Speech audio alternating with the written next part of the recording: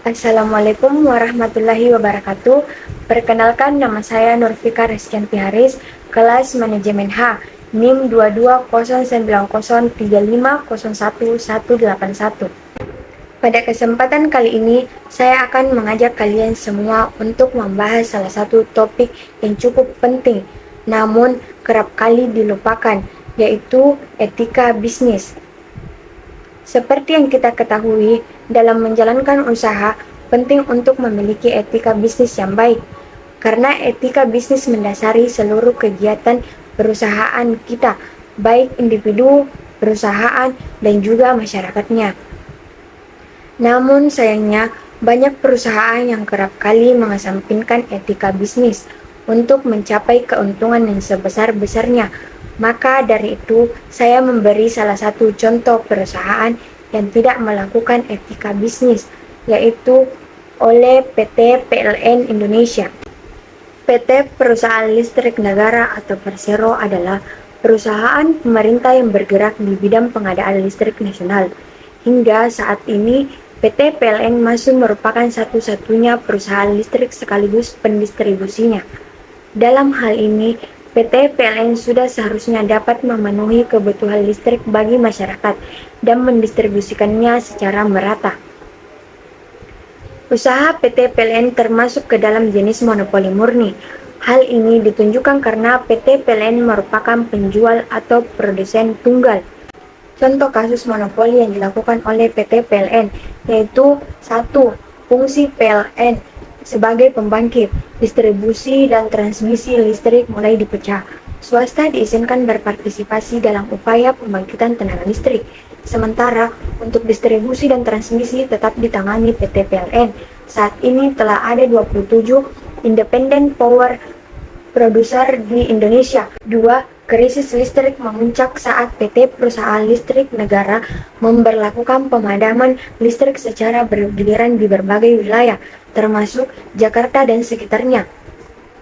Selama periode 11 dan 25 Juli 2008, hal ini diperparah oleh pengaliran jam operasional kerja industri ke hari Sabtu dan Minggu sekali sebulan. Semua industri di Jawa sampai Bali wajib menaati dan sanksi bakal dikenakan bagi industri yang membandel.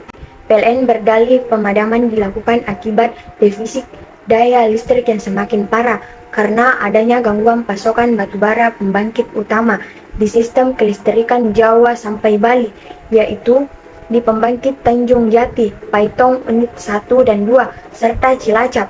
Namun, di saat yang bersamaan terjadi juga permasalahan serupa untuk pembangkit berbahan bakar minyak atau BBM, PLTGU Muara Tawar dan PLTGU Muara Karang, dikarenakan PT PLN monopoli kelistrikan nasional.